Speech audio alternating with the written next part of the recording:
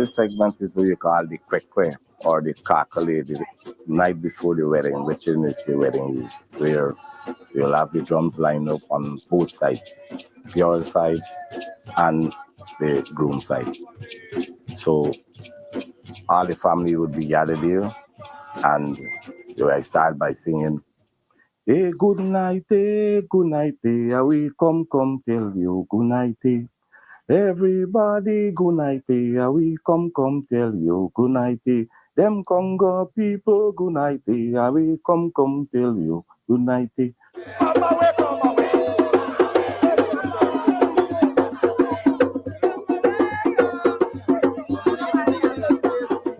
Whatever is the name of the girl, whichever side you're playing on, right? Whatever is the name of the girl or the groom, you will call out the name and say, well, like how my chest is like, my title is Chester, you say, them Chester boy, good night, we come tell you good night. But after good night, you would go to, oh nation, where you nation, where you there?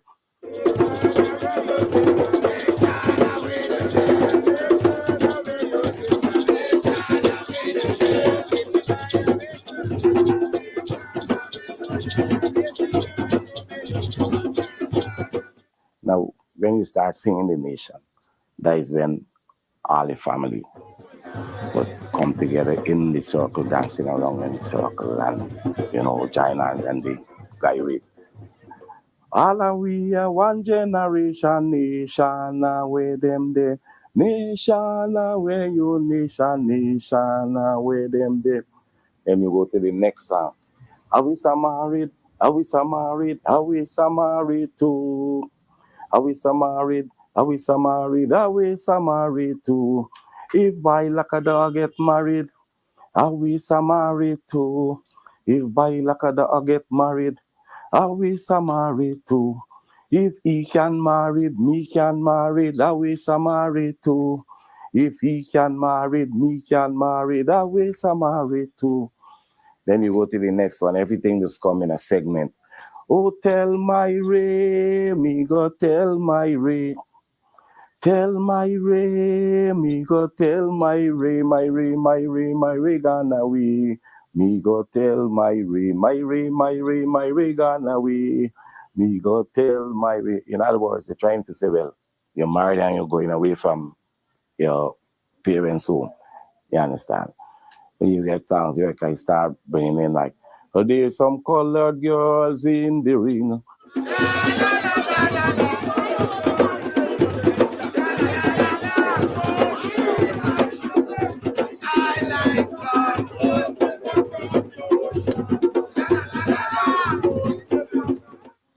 The old, what you may call it, old folks, and you start acting up the tempo.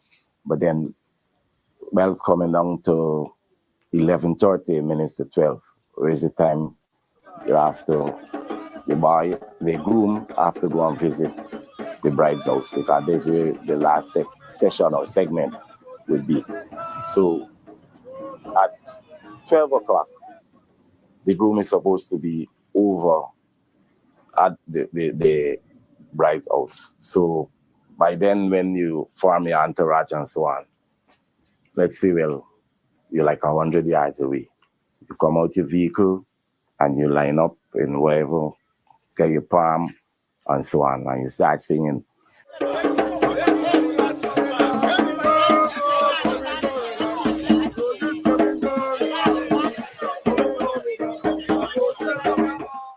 So when you meet to the gate now, the bride gate got to be closed. The family, our family got to be at the gate. Yes, and there's a bottle of rum that both parents are supposed to use while coming to this session. So when you meet to the gate, you can start singing, well, nation. And in the guy waiting a nation, then you said, open the door, let the man come in. But before you sing the open the door, let the man come in, the two parents got to exchange the bottle liquor over the gate, break the seal, and you started, they say, blessing the ancestors, right? So from the time that session started with blessing the ancestors and things. People just be anxious. They don't wait for the gate to open. They just bulldoze the gate. So when the gate open up and you're rushing, from the time the crowd rush in the yard, there is when you start singing, I wonder where me lover there, Sacham go find them. Wonder where me lover there, Sacham go find them. Me lover there, she left and gone, Sacham go find them. Me lover there, she left and gone, Sacham go find them. Then you're going to sing, Missy Lass, Missy Lass, Missy Lass, she go ring. Oh, final, let me see. Search upstairs, search downstairs, search inside the kitchen. Oh, final, let me see. Well, Missy Lass and the first one that I sang, those gonna go on for as long as the groom doesn't find the bride. So if you take half an hour to find her, there's the only two songs would be singing. Wonder Where Me Love Her There and Missy Lass. As soon as you can locate the bride, you're supposed to cover her with a white sheet, place her on a chair, and with friends and family, lift her bodily to the center of the ring. Then you put the bride and groom by themselves in the center of the circle. Now, when you tell the audience or the crowd, whatever you want to call them, you want no interruption, bride and groom alone. Is the two of them glorious morning, and the two of them must do what they have to do. So you form the circle around them, and you put the two of them in there, and then you say, show me your last wine before you lay down, show me your last wine before you lay down, show me your last wine. That's the two of them going to be whining there. Then you put you come out of Muma chamber, you go your own chamber. Come out of Muma chamber, you go your own chamber. Stop piss of Muma poo, you piss of your own poo. Stop wear CC dress, you go wear your own dress. Stop molest people, man. You get your own man, you know, and you keep gyrated. By then, you let the groom lead the circle with the wife in front, right? And you start singing, well, tonight or last night, give me a little bit more. Tonight or last night, give me a little bit more.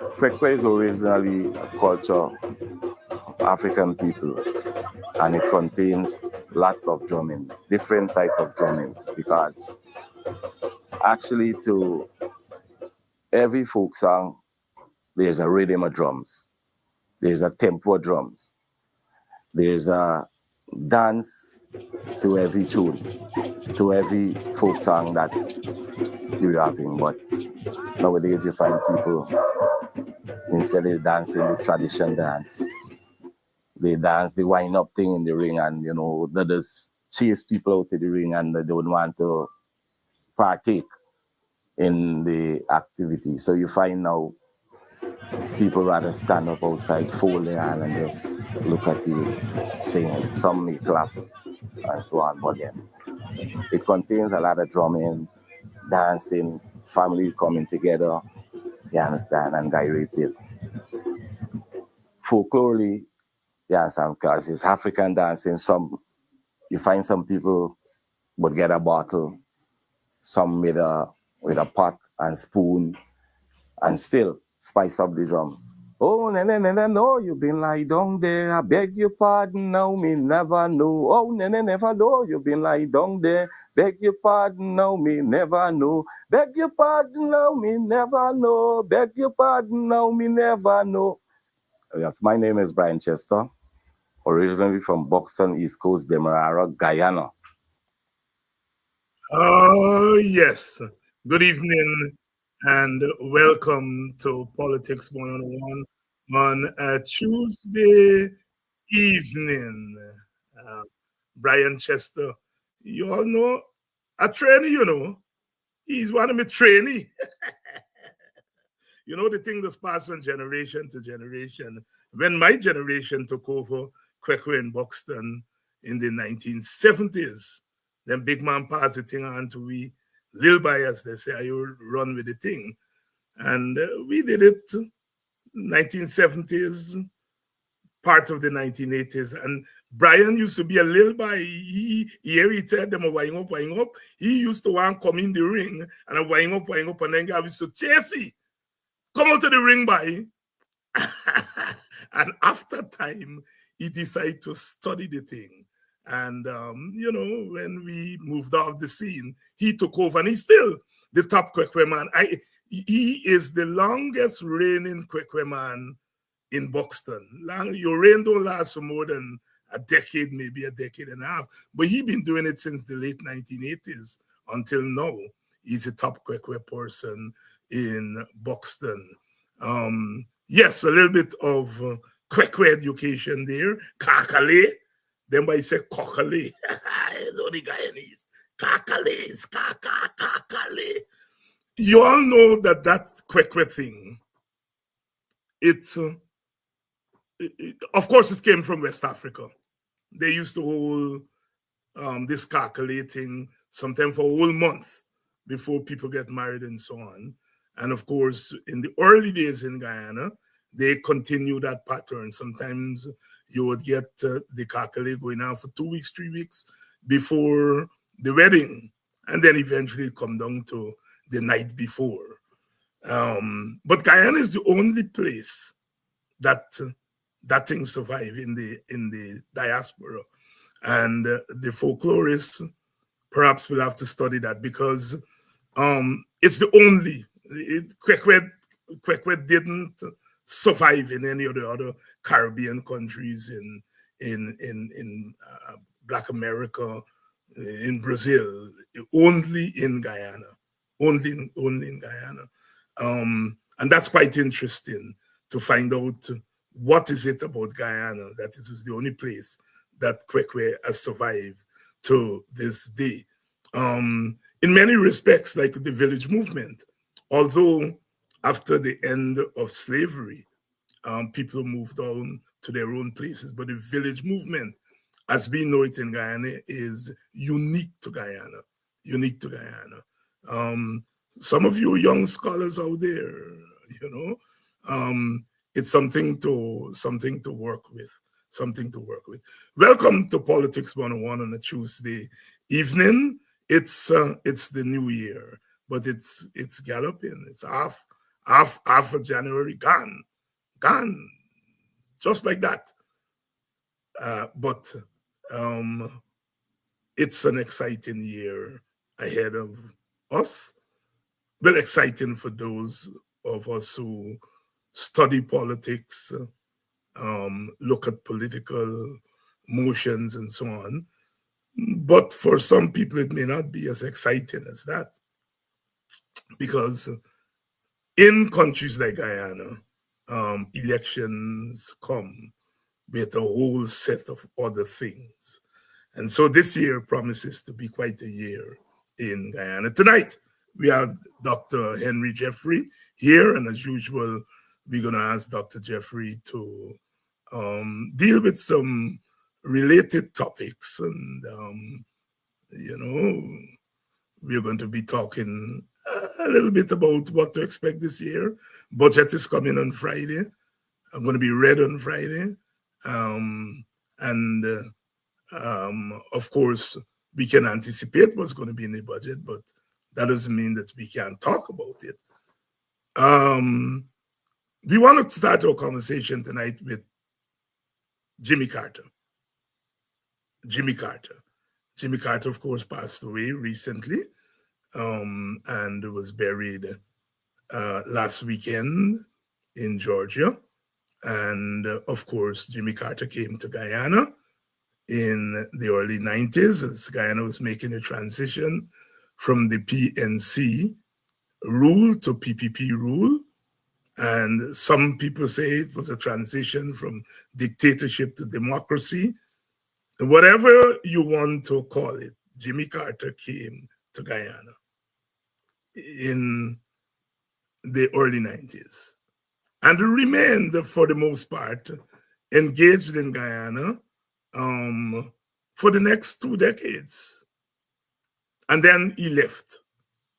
He left Guyana, washed his hands.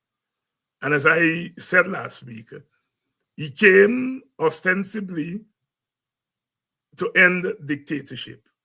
But 2 decades later, he left, basically saying that Guyana had become a dictatorship. And he pointed fingers at the PPP for its inability, refusal to engage the process to its logical conclusion.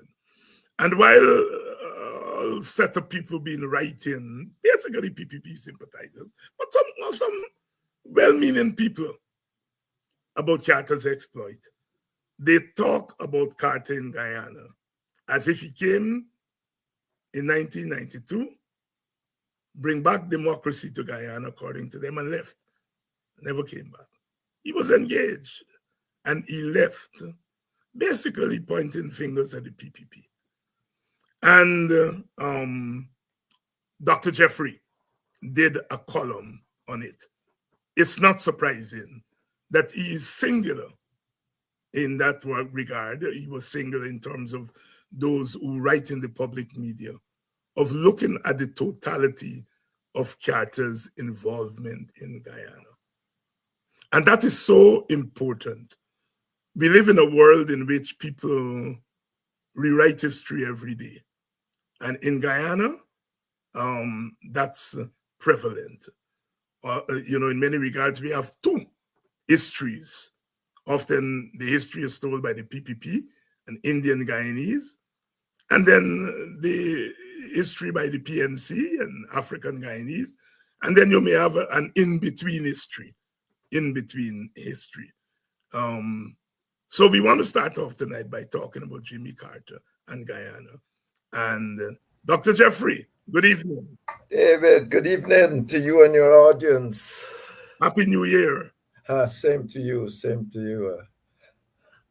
Jimmy Carter, your column caught my attention because, like I said, I think it was the only column I read in all the writings about Carter's role in Guyana after his death. The only column that I think gave a balanced presentation about Carter's role in Guyana, why he came, how he left. Talk us through that column, because, as I said, I think it is important because it speaks to an important aspect of our history. Note the nomenclature, the terminology. Carter came and restored democracy to Guyana. And you, I think, is our quote-unquote democracy expert. And if you flip the coin, you become our autocracy expert. Speak to us about Carter and democracy in Guyana. Thank you, David. Well, I did say that Jimmy Carter himself left Guyana disappointed. And the disappointment was with the PPP. No doubt about it.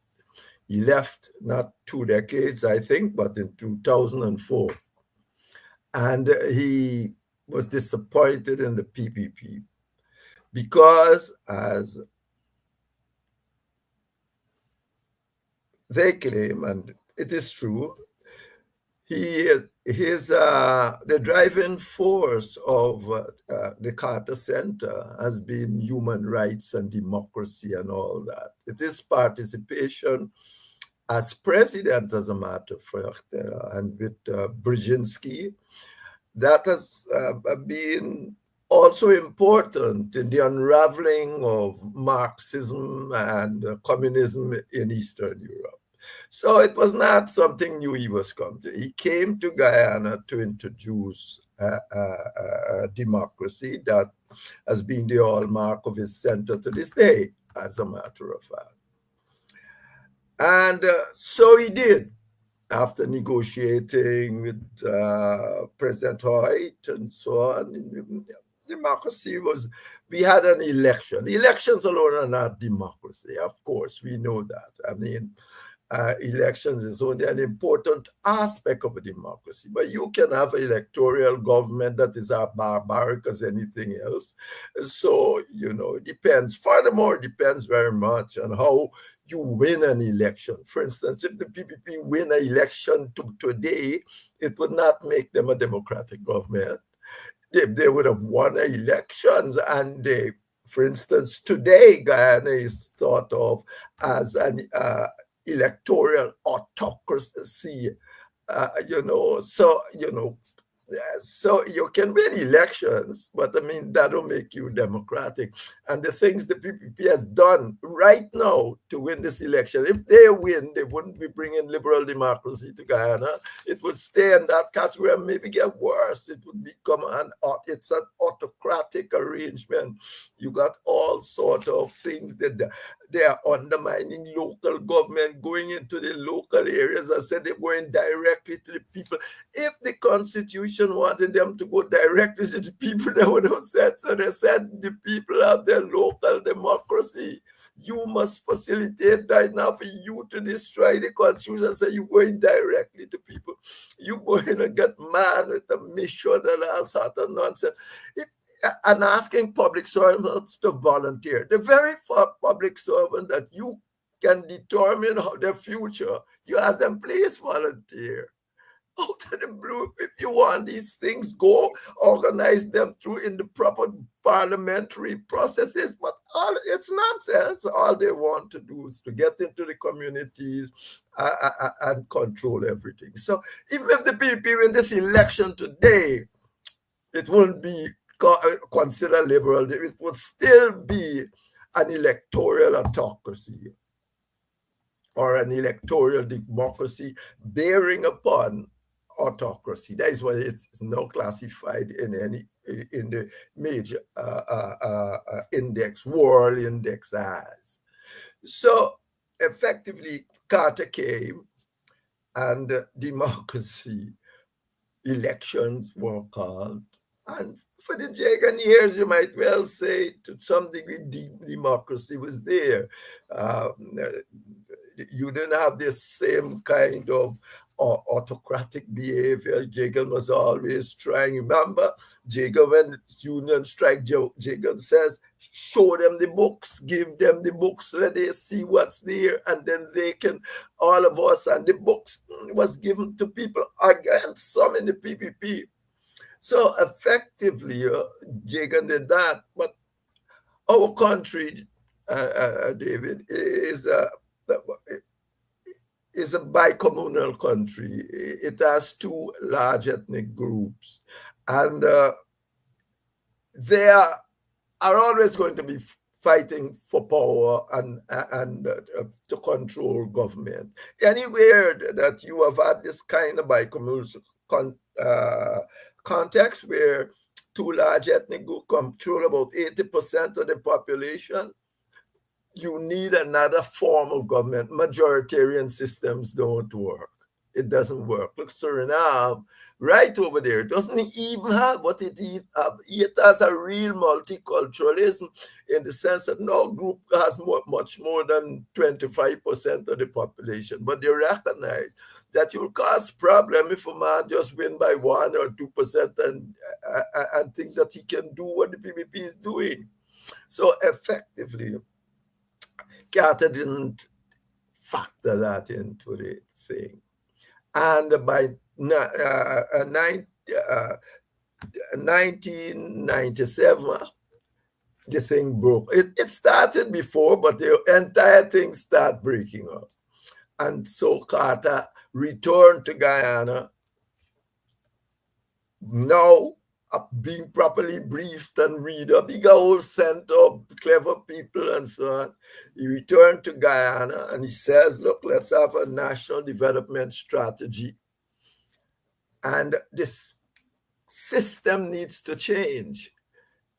To do almost what they did is in Suriname, the national development strategy, I believe, was essentially to provide space that all the groups can get together and say what they want for Guyana. It was not going to be like if you lose government today, all of the policies that you put in place change because you have a national development strategy that is effectively working. It's something like a social contract. The difference with a social contract, it is institutionalized. A social. I may speak on that later. Or thing I might write about this week.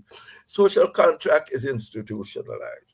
And then he says, this winner-take-all thing would not work. It doesn't work nowhere. So it's not going to work in Guyana. And so he tried, but in 2004, he decided that he's leaving and his center would not come back because he claims it is quite clear that the PPP will not be interested in sharing power with the other groups. It will not be implementing the national development strategy. It does not want, indeed, its object is essentially to use the winner-take-all system to govern Guyana and do what it is. So he said, I'm gone. He said, and he started by saying, I think first like that Jagdio is a capable leader and so on. But he said his party, you notice? He said his party would not allow it. Well, we know that kind of party. It always got a maximum leader. At that time, it's Janet Jagan. It was Janet Jagan. So when he said, deliberately said his party would not allow him to do the following. That's what he's saying. Janet Jagan will not allow that. And that's what you see. And that is a very important thing. After Janet Jagan got thrown out of power, she was never particularly liberal. But after she got out of power, she decided to become quite autocratic, and the PPP must stay in power and all that sort of nonsense and that.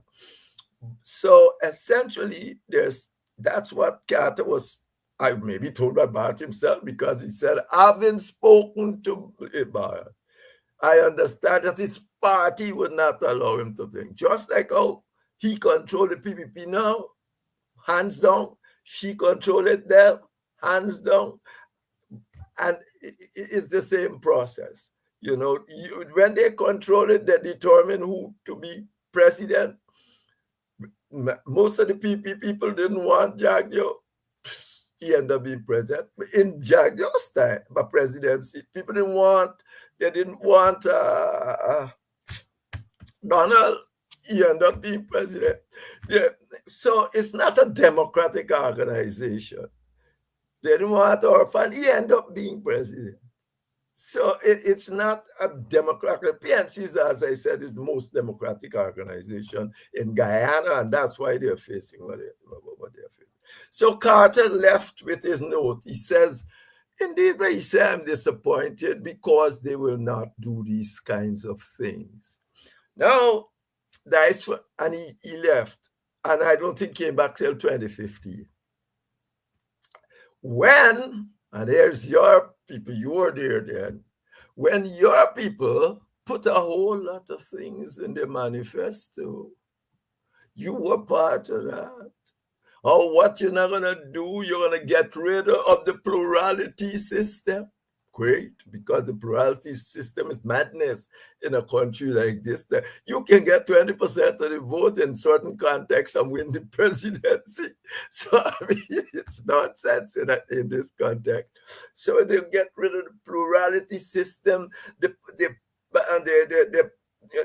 prime ministership will go to the party that wins the second highest vote. Oh, well, Carter love all of that because he come back and he said, well, things going to happen now. And so Carter returned to Guyana. The Carter Center, I think he came too a little bit for short. So Carter returned to Guyana. And the APNU won the election. But lo and behold, just what this PBP did, they refused. They then start changing their mind. They didn't mean this. And how can you do that? That's too important to do. And so, and so at the end of the day, they get overthrown because now nobody will leave them there in office. I am, in my view, because I hear this thing about America won. The reason they were overthrown is that America wanted some peace and all these things. Nobody has ever called to make that statement clearly so that I can say clearly and nobody would object to it. So, and somebody should come out if there is the truth. America want a base and you people are saying you were overthrown. You should come out and say clearly America wanted a base. For me, what's that? America come out and say we didn't want no base. That is the problem there. And then, but when Carter left, after the whole problem and recount and all that, the Carter Center left, it put out a statement that tell you why they leave. This Center put out a statement. They said, it doesn't matter who win the elections, the winner-take-all system gotta go. So if you think you will get rid of, and the European Union put in their report that under the AP and UAFC, the electoral list increased by 20%. The same bloated literature increased by 20%. So effectively, what the Carter Center is saying, they were trying to entrench themselves in power rather than doing the things to allow openness, winner take all, God, and all that. That is what my reading of that. If somebody else got a reading, let it tell me so. We have very good information. So effectively, you couldn't, in my view, they couldn't allow them to get to another election because of the whole thing. So enter Charon Das. That's my view. Mm-hmm. And the rest is history.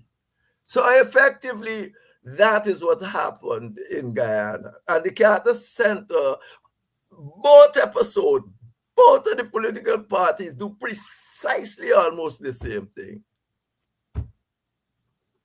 Dr. Henry Jeffrey here tonight, reflecting on Jimmy Carter's engagement in Guyana. Of course, Dr. Jeffrey is referencing the manifesto of the coalition in 2015, which pledged to put an end to winner-take-all politics.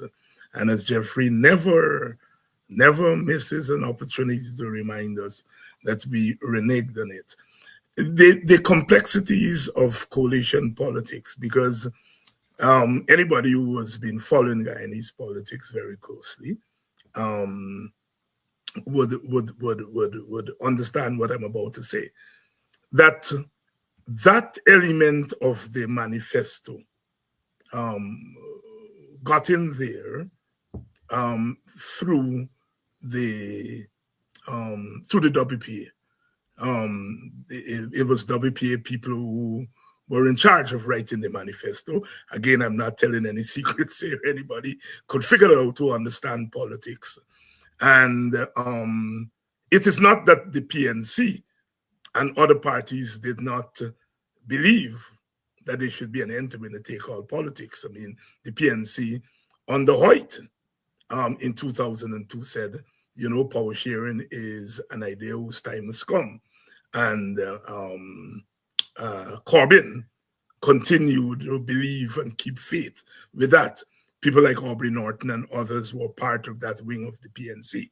So it is not that the PNC did not believe that there should be an end to winner-take-all politics. What I'm saying is the advocacy to get it into the manifesto was led by the WPA. Once power was taken, the WPA did not have the kind of power within the government to then lead the implementation. And as Jeffrey said, the rest is history. But I think history is never going to judge the coalition kindly on that matter, because I agree with Jeffrey and others who said perhaps the best opportunity to move the process forward was at that point, and we dropped the ball. So just a little tidbit there of history to put it in context, and the challenges of coalition government, that a small party may get something into the manifesto, but then when it comes time to govern, that small party does not have the kind of muscles to get certain things through. Those are things that we have to take into consideration as we move forward with coalition politics. Dr. Jeffrey, anything from that old Carter scenario that that we can learn in the present scenario as we move to the 2025 elections? Well, there is you mightn't be able to get constitutional reform at this stage, but any manifesto you're writing must write with an eye also on, in terms of your space within it. You're already saying that you weren't part of the coalition, PNC coalition. Now you are saying you are going to be, anytime you're coming together now, you're coming together as a political party. By itself, you're coming together more or less that as the AFC did as an independent party, because as they just call it the Bible. A coalition agreement is normally the Bible of the coalition.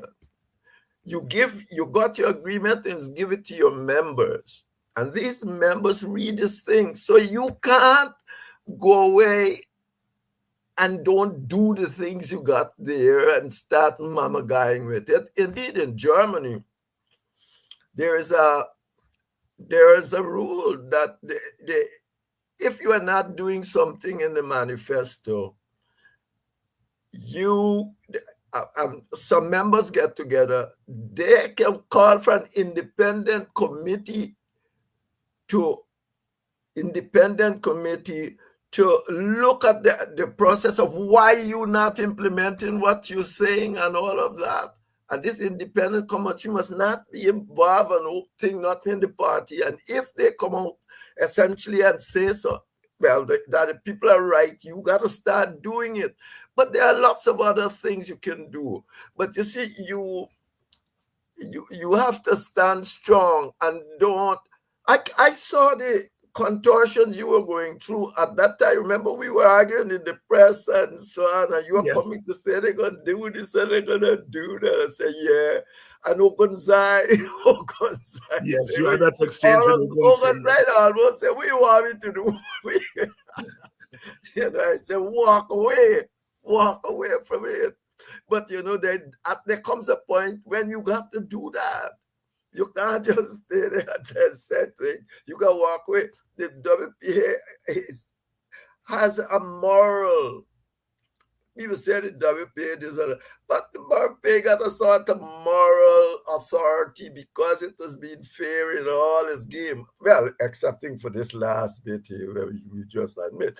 But there you have always come off as being fair in most of the things you do since Walter time, even before. And then, so you got to watch this thing and walk away and say, this is what we commit to. And you put it now, you say, I heard that. I think Ogunzai did say that somewhere.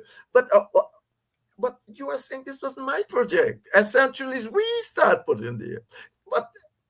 But you see, as you rightly say, when people start getting power and thing and tell them walk away, they are just saying walk no. And particularly if they think they had set up things, so they're going to entrench themselves in government. So they even tell the AFC to walk. They were even the PNC, and you don't have to take a walk. So effectively, you have to do that. But I think I mentioned to you before this program started, I'm going to send you some notes. I'm going to send you, because we scarf. So I'm going to send you some notes on things that one can do to prevent that sort of thing, or to mitigate it's happening in some kind of a way. So yes, but there's no other way than that. And you got a moral authority to do that. That is what your party is. It's a minuscule party, but it got that intellectual and kind of moral thing to go forward, which wasn't helped by your last involvement in government. Dr. Henry Jeffrey. Dr. Jeffrey, I want you to address this question because Desiree saying, I just love how after criticizing the PPP, the next step is to say both PPP and PNC are guilty of whatever is being discussed. Laugh out loud. At one level, one may be tempted to dismiss this observation, but I think it speaks to the complexity of our situation. I mean, you did say in your preface here tonight that the PNC is the most democratic party. Yeah. You know, so there's not an hostility to the PNC. But of course, when we are dealing with these matters, the two parties, the PPP and the PNC, have been the ones who have dominated power. And so one invariably goes in this direction. But some people are a little bit uncomfortable with it because it seems as though whenever we do that, we are basically, as we would say in Guyana, lumping the PNC with the PPP. Your thoughts on this observation? Well, obviously, I can't be lumping the PPP. Well, to say, so what is it I'm supposed to do? Not say that this event occurred? If you had a child going to school, that's what you will tell them, because it would look like if you're coming equal. Don't say that this occurred. To try to give it a different spin, it can't be given a different spin. It's there. It's clear in history. We have got to learn that the system that we live in demands at this stage that we speak the truth. You can't get to a proper end if you don't know what the problems are. You must tell the truth here. But I would never. The PPP, since it came back to government and effective, there's been nothing as bad as them in Guyana's history. Nothing. No. PPP, I start by telling you, they are going to the people directly. Who send them to the people directly? Take a man, I said, man in a mission. Man in a mission, big under, oh, you got volunteer, but I'm your boss, volunteer. Please volunteer. I mean, you can mess up my whole career. I ain't gonna volunteer. You want these things that must go through the political process. You have budget coming. And I think you mentioned it. You got budget coming. International best practice says that budgeting must take at least 3 months, where you discuss all these things. In Parliament, 3 months at least. Suriname said it must take at least. In the, how much days we got? 50? 14 days left in Guyana. And the budget, I don't know. When you said you could tell about the budget, I said all you gonna get is what the PPP want, because that is the nature of the system that you have in place, and if nobody has the interest of expanding. It's not a Chedi Jagan. When Chedi Jagan go there, he says, for instance, he says any bill over, just one example, any bill over 6 pages must go to the select committee. You can't just take it there and pass it the same day and go, look what bill they're carrying there, 18 pages. If I said the PNC do the same thing, would I shouldn't say that. The truth is, that's it. You can change the system for that. You need fundamental constitution reform, because you don't need good people.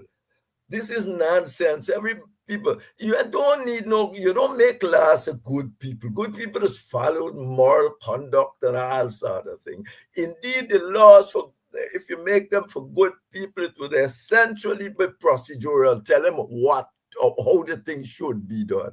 A good person. But most people are bandits, including myself and other.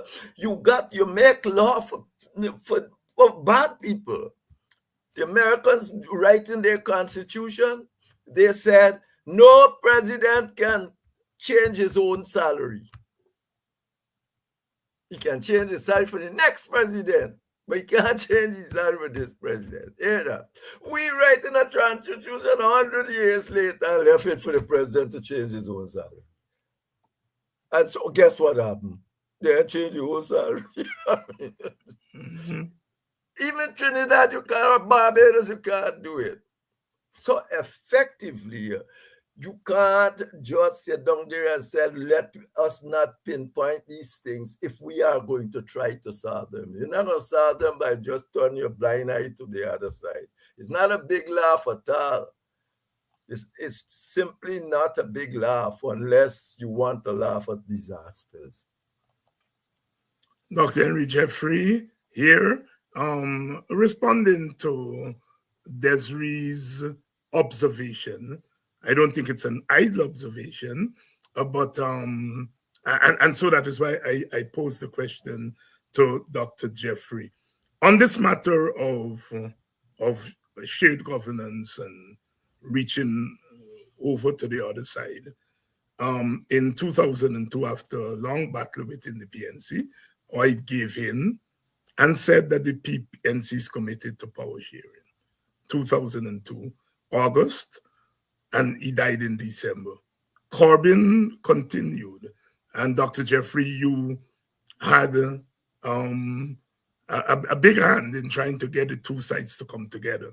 And from everything that I've heard, Corbyn was willing and put a lot of his energies.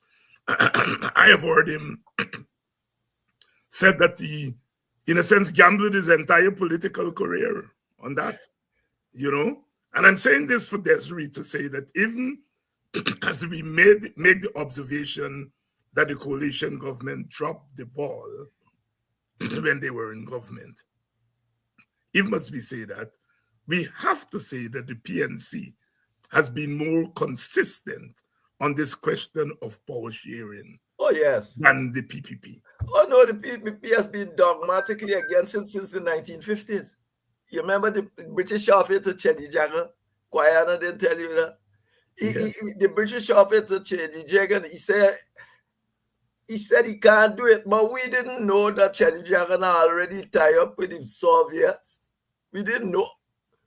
But he sent a letter to the Soviet Union saying he can carry Guyana and the whole Caribbean into the Soviet bloc.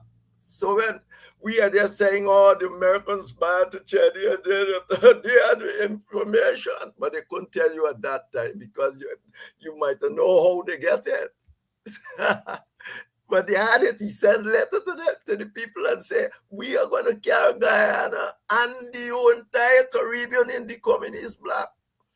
Of course, I always tell Chedi Jagan, all my life I know him. When I was Principal Korokoro, I used to get him coming there. I used to say, you are all communists. There was no butter in my thing. That don't mean we weren't friends and thing. I said, you are all communists, and that's why you are where you are. The day, the minute the Berlin Wall fall, I was one of the first people to go to Chedi Jagan and say, hey, your time come. He invited me to his house. I carried some people. He said, all right, explain this to me. You can't be for a long, long time telling me I'm not fit to rule Guyana and now come to the house. We went to the house. Corton, that's Mark Corton. He was one of it. So, I mean, but then we didn't understand the underlying dynamics of this kind of bicommunal society. Once you're there, then you start saying this bicommunal society is some is something different. You gotta do different things. It's no use you try to work a majoritarian system like the British. Even the British now, you realize, want a written constitution since Boris Johnson. Because the situation of the plurality has got much more, and people talk about ethnicity and ethnic this and migrants and so on. They say, let's have a written constitution about what government can do. They don't have one. They don't have one. Dr. Jeffrey, look, your friend, Ralph Ramkaran, made an interesting observation in his column this week that the PPP's notion of a coalition was their relationship with the civic. But he went on to say that the PPP never wanted the civic to organize in a structured way because they fear that the civic would become very powerful. And he said as a result of that, they after the 97 election, the civic fizzled out. The civic was not an organized group, and the PPP opposed it having a formal structure for fear that it might become a powerful pressure group. The PPP not only didn't want it, the PPP did everything possible to destroy it. Everything, because we meet at times to do just that. But next thing you hear, somebody gonna tell the PPP this, up on that, up on. We meet at once all weekend. We meet at Vic Kingston Alley to do just that, folks. But obviously, the PPP thought, well, if you allow them to organize, you're gonna have problems. And remember, this is happening all under the Janet Jackson, and she's a old-time dictator. She come from the Communist Manifesto mold. So that's where most people from Guyana got their Marxism from. I consider myself somewhat of a Marxist, but not those that come from the Communist Manifesto of 90, but those who come from 80. No, they actually believe that Marx's thing was to save the working classes. Quite not the contrary, because working classes as part of humanity. Marxists, you really want to know what Marx wants, you gotta go read 1844. It's always manuscripts. Manuscript. That is always my favorite Marxist text. You got to go there and read that. Lenin couldn't read it because it wasn't published in his time. So he started messing around with a utopian socialist, Chernyshevsky. I think who wrote a book called What is to be Done. He even named a book after the man. What is to be done? And the man was a utopian socialist like Robert Owen and all that. So when Bonham go with the cooperative socialism and they start saying, oh, he's a utopian socialist, Robert Turing, Charles Fourier, and that sort of people. That's precisely what Lenin was. He was a utopian socialist of the worst kind. He actually believed he could make a new man. Over time, you're going to get a new man. A new socialist man. Anyway. Yeah. You know, Jeffrey, I as you know, grew up in the WP, and I always hear Clive Thomas and them. I can't remember Rodney, but certainly Clive Thomas and the others saying, look, we are Marxists and so on. But we are not about building socialism in Guyana. It's difficult in a place like Guyana. And I grew up hearing them saying that. And it was novel to me because my thing is that if you are Marxists, and some of them were Marxist-Leninists, you want to build socialism. But here these chaps were saying, realistically, it's hard to build socialism in Guyana. And so, therefore, that is not what they were up to. And it took me a long time to understand the nuance of that situation. and so on. But I wanted to throw that in because if people listen to you, they will think that you are anti-Marxist, right? So when you said just now that you consider yourself a Marxist, right? I wanted to make that observation because that's the kind of critical, what the WPA called itself in those days, independent Marxism that I grew up with. And so that communist, a Soviet thing was never part of the upbringing of somebody like myself, you know. And perhaps that is an issue that one day we should really talk through, because that period when everybody in Guyana, PPP was communist, PNC was Marxist, Leninist, WPA independent Marxist. It's interesting to go back and to examine those dynamics. Burnham called himself in 1976, isn't it? January, I get shocked. Burnham called himself a Marxist-Leninist. Marxist-Leninist, that's right. In an interview or anything, I said, what is this? We going here with this? Because this got a whole lot of problem. And then Shahabadin, I'm going into some fire. I'm walking in front of Shab. I might have said this on your program. Shab said, Henry. So I said to him, I said, hi. He said, go. He said, Yagolag, you're going to get the leader talking these kind of things. You get overthrown. I said, but I don't tell the leader to do what he do.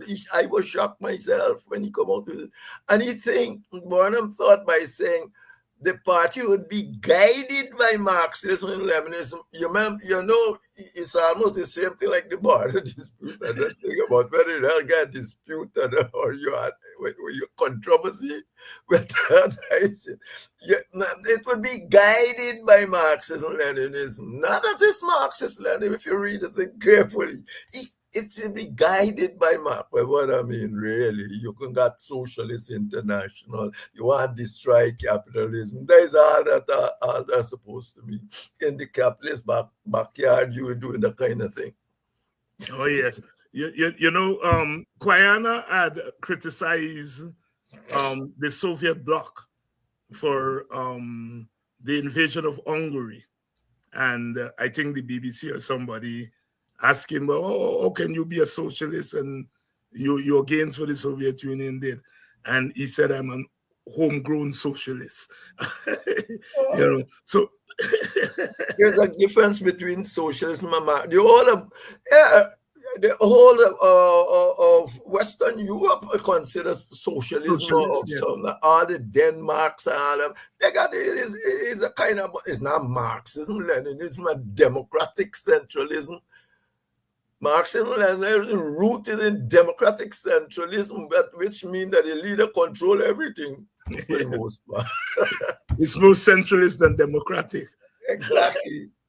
Jeffrey, your column this past Sunday was a response to a letter written by Dr. Stanley Paul on the renegotiation of the contract, in which he says, you know, it demands a measured and deeply introspective response, one rooted in historical law awareness, legal pragmatism, and economic foresight. And you responded to that column, and you titled your column, Professor Paul and Reckless PPP Governance. Professor Paul and Reckless PPP Governance. Walk us through that column. Well, he said that. I said, well, what you miss here, that is true, what he said there. But essentially what I was saying, what you've missed here is the political dynamics. What's taking place in the countries at various levels.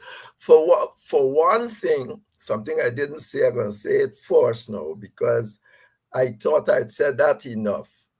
Or, don't bother. For one thing, I'm saying, look, you have a system, you are trying to pit, you have a divided political system. You don't have a united political system. For you to fight Exxon sensibly, you got to have a united system to confront them. Otherwise, if someone have to divide and rule, they would just use the power where they can to whom, and the other side would left out. I said that is why you are seeing these people are reluctant to get together. I should have said also that what should really happen is if you want to confront Exxon and stay in this sort of PPP, PNC divide, agree to conglomerate and determine that you're going to fight Exxon together.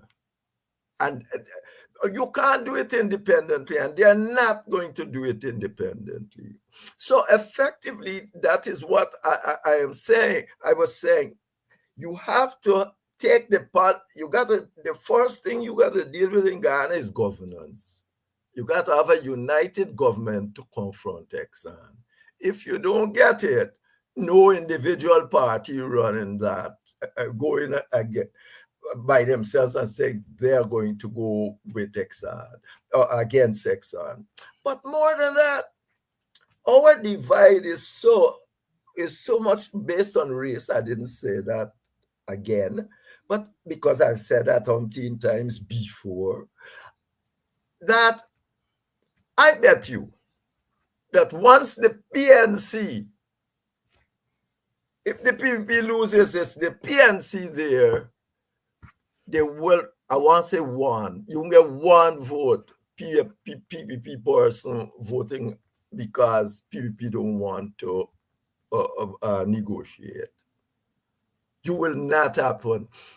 They wouldn't lose any votes for not, significant vote for not going to Exxon, because if they did so, the alternative is the PNC, and they end up under any Exxon negotiation or not. They not want that. Most of the PPP people don't want the PNC in government, and that's what they see. And they are not, it doesn't matter. Well, Barrett said during the teachers' strike, didn't he? Yes. Remember when they strike? He said, they think, but when they think this thing independent, but when election time comes, they won't vote for it. Simple. You're right. Yes. Yeah. Desiree, you're giving us a lot of work tonight, and I got my glasses. Yeah. Desiree is saying, in a nutshell, what's the difference between socialism and Marxism? I thought the government of Guyana under Burnham was based on socialism. And, this is going to take a whole program and probably 2 or 3, right? And that is why it's you I had in mind, of course, others, but since you're very much part of the conversation here tonight, when I said to Jeffrey that, at some point we need to go back to that period, the 1970s, 80s, and our socialist, Marxist, communist kind of thing, probably unique in the world, where the 3 major parties at the time were all some variation of socialism. And we need to go back and teach that period. We can't do it tonight, partly because I teach today, so my brain tired. But because it will take about 3 or 4 programs. But in a nutshell, yes, Marxism want the destruction of capitalism. Let me put it there. They want the destruction of capitalism. Marxism, Leninism want the destruction of capitalism. Socialism can work within the capitalist system, have workers' rights and all that sort of thing, social welfare programs and all of that. That thing. Marxism, Leninism seek the destruction of capitalism, which is 2 different things. Which is 2 different things. We hope we touch a little bit there in a nutshell, but it's the kind of question that we will have to go a little bit further than the nutshell. Dr. Jeffrey, you hinted at the budget Yes. which is going to be read on on um, on Friday. And I always wonder. I think it was Clive Thomas who said they should get rid of reading that budget, going to Parliament and read the budget. They should just make the budget available to people long in advance, discuss the budget before quote unquote budget days. There'll be no need then to go and read a long thing for 5-6 hours where people knocking the desk and going on bad and so on. What is the history behind going? I know it's a British thing. It's a British thing, and it's a tradition, and it's a tradition all over the world. That must be the only thing that one of the few things. Well, everybody said they got Parliament, but one of the few things that everybody do that the British had. I mean, and it's for the government elite also to say these are the things we are doing. That's not the problem. The problem is how you get there. As I said, best practices say that when you even finish it at the parliamentary stage, you must take 3 months. You must start discussing it with everybody, give answers to every Suriname got the all we do the same budget. The PVP bring in it's the same budget leaving. Same, similar, not even similar, because not any significant changes made into the budget. They're taking the budget, they're giving you a couple of days to look at it, you come back, they go to committee stage, everybody must be got an hour or so at committee. And it's billions you're spending. You are supposed to have people to sit down back now, look back, have committees and things that people can go to and all that sort of thing. Yes, I can see like that reading things a waste of time, but it's part of the show, the theater of it all. But the important part is for people to be able to change the budget. Guyana, remember you remember, I think, was it Carl Singh? It went to court, and Carl Singh, who said you can't change the budget, or Chang Yod? One of them said you can't change the budget or something unless it's this and that and that. But people should be able to change the budget. What is the point of doing that anyway? Everybody goes there, the Minister of Finance reads his budget. The next thing you know, the budget he read is coming out of there like 99.9% every time, no one time. So you're going to waste for almost 15 days. It's a waste of time. But and what you asked me what I think I will see in the budget, just Yes. what we're seeing no. PVP gonna starve the public service. Well, he already done, so they give them 8%. And they're now giving them 8% from January. But they're going to give them in December, by which time it only worth 5%. No. So, but apart from that, and they're going to take all the money and put in capital works. They're going to their supporters. Essentially, their supporters, as President Ali says, we have been tremendously good to the private sector. So you can say that again because you robbed the public servants. So, so effectively, they want to buy votes by showing you, dazzle you with buildings and all sort of thing. I asked a contractor, one of their new bone company, I said, how long the road you finish, how long you think it's going to last? He said, maybe till the end of next year.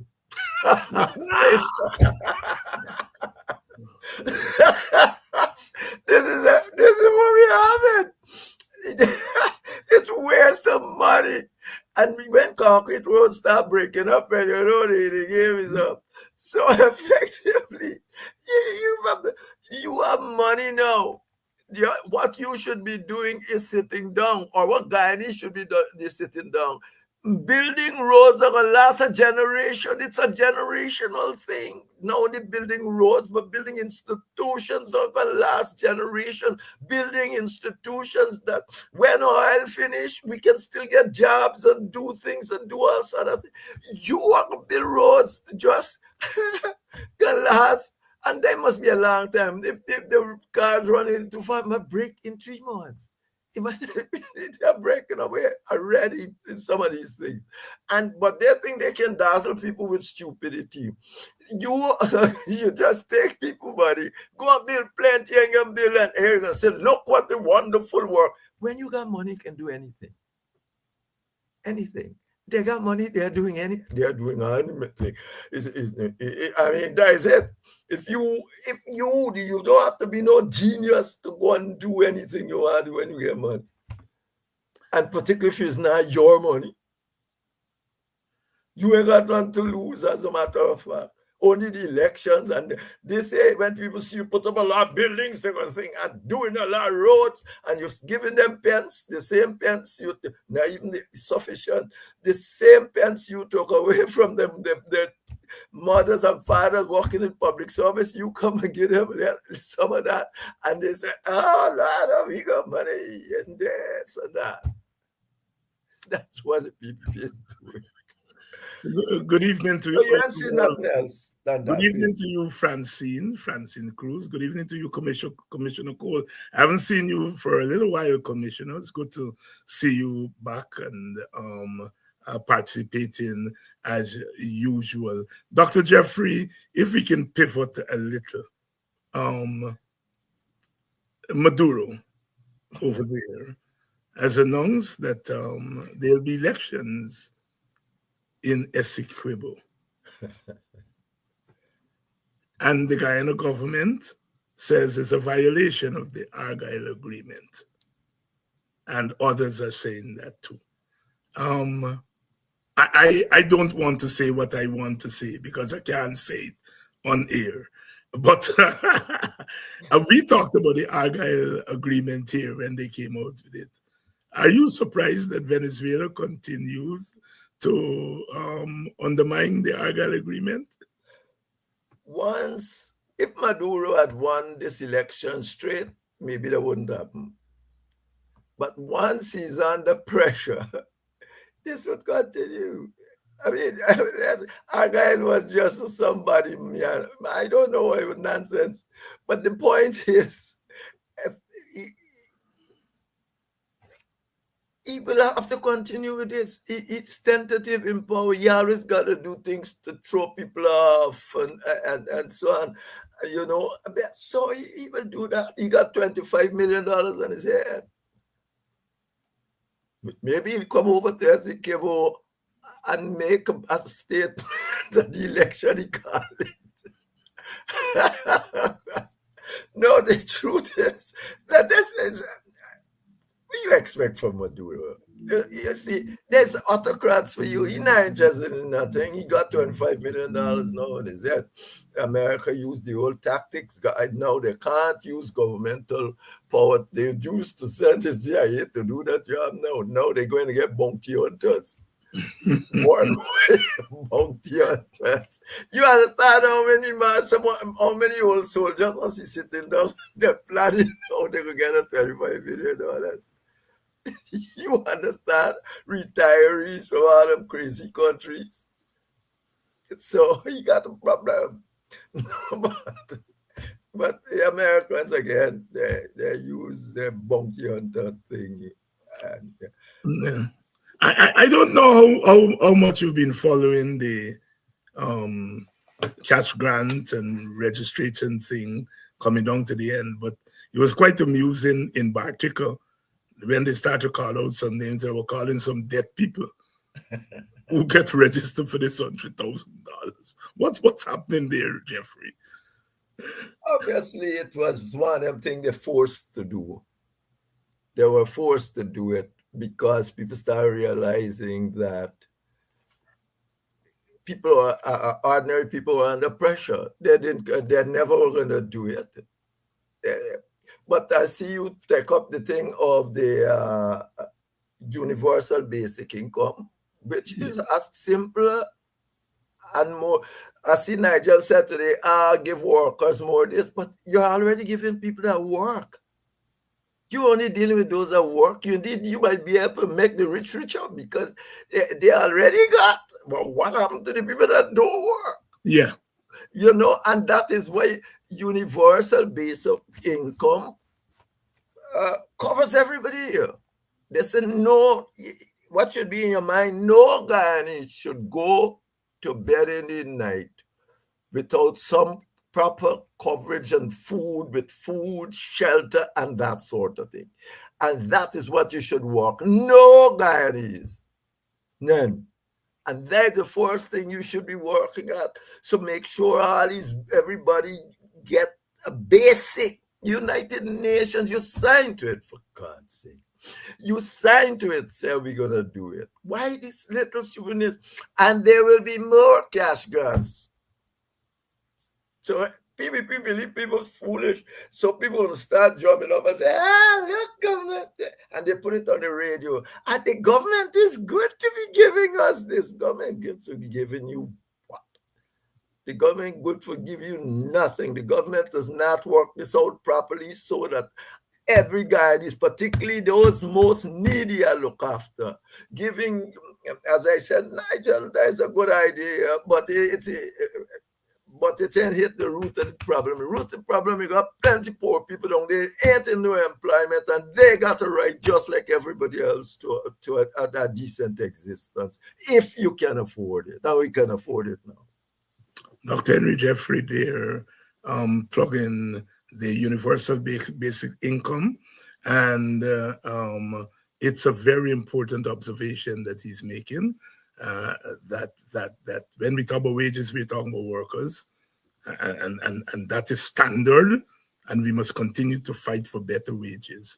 But in addition to that, the universal basic income is really about people who are workers and also who are not working, and is as important in our context as the question of wages and salary. Dr. Jeffrey, I don't know if, well, you just been BV a lot. I don't know if the president meet BV yet, but he's making the tour. No, you went to BV. About went to BV.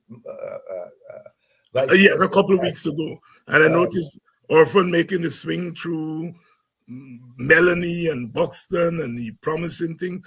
There's something that tells me this latest breeze through African villages. They put in some Indian communities to make it look as though but it seems as though the focus is in African communities. It seems to me this latest thing is a reaction to something that is becoming. The reaction is that the PPP, as everybody has told them, from the American government, the Biden one, and that thing, the one that the USAID did, the thing on Guyana, was started under Trump. So in that, Biden co-op says that the system got to change. You can't. They're trying now to say, we're going to win Africa and show you that we can run the system. It doesn't need to change because we got African support. But they've already lost that argument. We got 40,000 African vote for them. They have lost that argument because of how they get them. Democracy is not about buying votes. If you pay people sufficient, they might vote for you, but that's not what it is.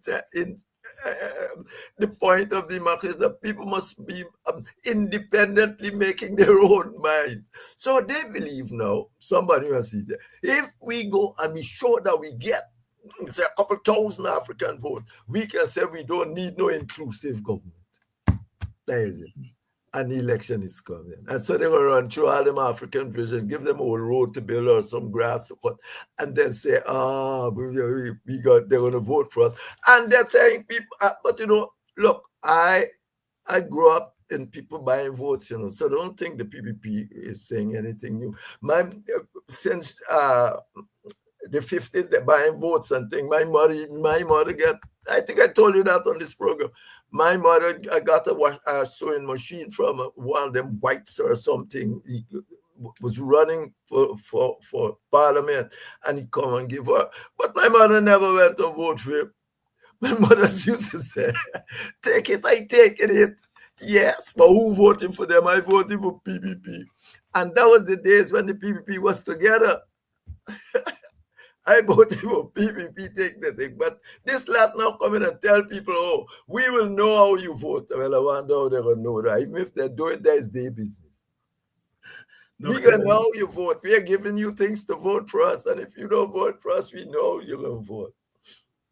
Dr. Henry Jeffrey here tonight, or his first program for the new year, and as usual, weighing in on some of the central issues of our time. Like I said, this year is going to be quite a year in Guyanese politics. Jeffrey, one thing before you go.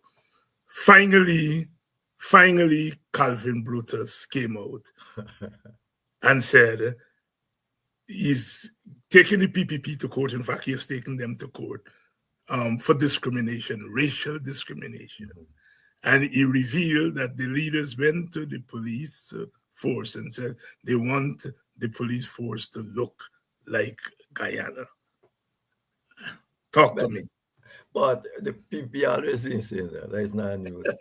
But PPP always been saying that they wanted to look like Guyana. They had said that to the commissioner Granger was on when they yes. Yeah, they said that Burnham they set up a commission just since the 60s. Since the 60s. So they always being saying they wanted to look like Guyana. So that they ain't bother me. The question is how you going to get it to look like Guyana. It's not wanted it.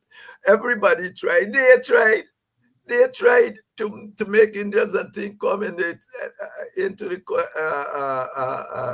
police force. But those things, if you bring a man now, he can't take over another man's job tomorrow. You got to process. And once again, the PPP intent and what Brutus really is saying on what he should have. These people are just trying to protest to put their own people. But everybody in Ghana knows that. That's why I tell you, they cannot win no election in any sort of democratic way. That's all Brutus is saying. All them will say, oh, he's only talking now because he gets cash. Well, at least he's talking. Right. Prove him wrong. You can do both things. You can cut them up and say, you only talking now because you and them fall out. But at the same time, you gotta say, right what he's saying, or he wrong what he's saying. Dr. Henry Jeffrey, we'll have to leave it there tonight. Of course, you're going to be back in a couple of weeks, and I'm sure there will be lots to talk about when we get together. Don't forget to send me those notes. Yeah. Don't forget to send me those notes. Thank you very much, my brother. And again, you have brought to you and your audience. Some clarity and some perspective to the conversation here tonight. And to you, the audience, as usual, thank you all so much. Thank you all so much for staying with the program. And we are finishing our fourth year in this program. We started early to 2021. So we are finishing 4 years, and we could not have done it without you in the audience. Thank you all so much. Tomorrow night, GHK Lal is going to be here. And of course, we can expect some very interesting perspectives from GHK Lal.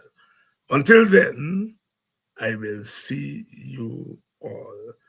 I have one or two people to thank who've made their contributions. I don't have the name in front of me, but tomorrow night, I am going to make sure I have the names of people so that I can thank you for your contributions. Tomorrow night, we'll be right back.